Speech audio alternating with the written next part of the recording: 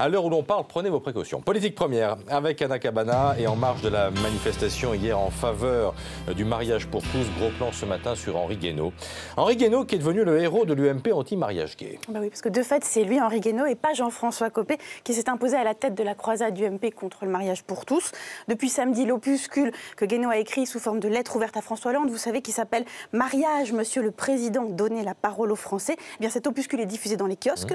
Sur tous les plateaux télé et radio, on entend Henri Guénaud réclamer un référendum. Et quand BFM TV cherche quelqu'un pour porter la contradiction face à Dominique Bertinotti, la ministre de la Famille, eh bien c'est Guénaud qui est appelé. L'ancien conseiller spécial de Nicolas Sarkozy ne fait pas que des plateaux télé, il fait aussi des meetings. Ce soir, il sera dans les Alpes de Haute-Provence. Et quand il n'est ni dans les médias, ni sur des estrades, eh bien, le député des Yvelines est à la manœuvre sur le front parlementaire. Vous voulez dire qu'il excite, qu'il agite ses petits camarades députés? Je veux dire qu'il a envoyé des centaines de mails à ses collègues pour lancer donc un appel en faveur d'un référendum. Appel qui a déjà recueilli plus de 180 signatures de parlementaires. D'ailleurs, les députés qui jusque-là disaient beaucoup de mal de Guénaud le parachuté commencent à le reconnaître comme l'un des leurs. Autre changement, jusqu'à présent, Guénaud incarnait, vous savez, la gentille droite gaulo-sociale opposée à la droite dure et droitière du politologue Patrick Buisson.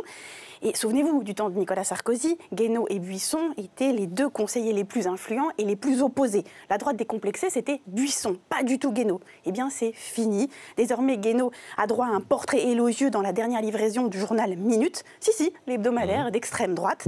Et d'ailleurs, Minute le traite d'homme d'État et de dernier gaulliste.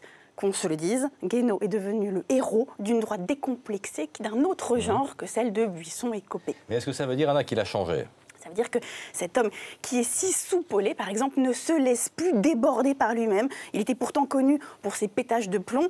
Le plus mémorable étant son face-à-face avec le député socialiste Jérôme Gage. C'était le 25 février sur France 3. Et je pense vraiment que ça mérite d'être réécouté. J'ai autant de titres, si ce n'est plus que vous, monsieur Guénaud, pour pouvoir m'exprimer. Ma phrase. Non, mais pas quand vous me dites que je n'ai aucun titre. Vous voyez, moi je ne me laisse pas piétiner. Mais c'est insupportable à la fin. Je peux parler, oui. Mais monsieur Guénaud, il faut savoir... Attendez, vous me laissez pas finir ma phrase. Ça, c'est une vraie colère. Ah ben oui, hier soir, face à Dominique Bertinotti, il n'y a rien eu de tel. Guénaud est resté calme de bout en bout, même quand la ministre a essayé de lui chauffer les oreilles. Je pense qu'il faut le regarder pour voir la différence. Vous n'êtes pas plus généreuse que moi et vous n'êtes pas plus ouverte que moi. Cessons de se donner des leçons de morale de cette nature. Je parle d'une France plus généreuse et ouverte. Que nous soyons en désaccord. Vous voyez, Guénaud a pris des leçons de sang-froid. En vérité, on nous l'a changé, mais pas surtout. Parce que son orgueil lui joue encore des tours. Quand Le Point.fr l'a interrogé sur ses ambitions, il a répondu « Si la question est de savoir si mon QI est suffisant pour être président, la réponse est oui. » Morale, le Guénaud nouveau a l'ego sur le bout de la langue, comme le Guénaud ancien. C'était Anna Cabana, le showbiz.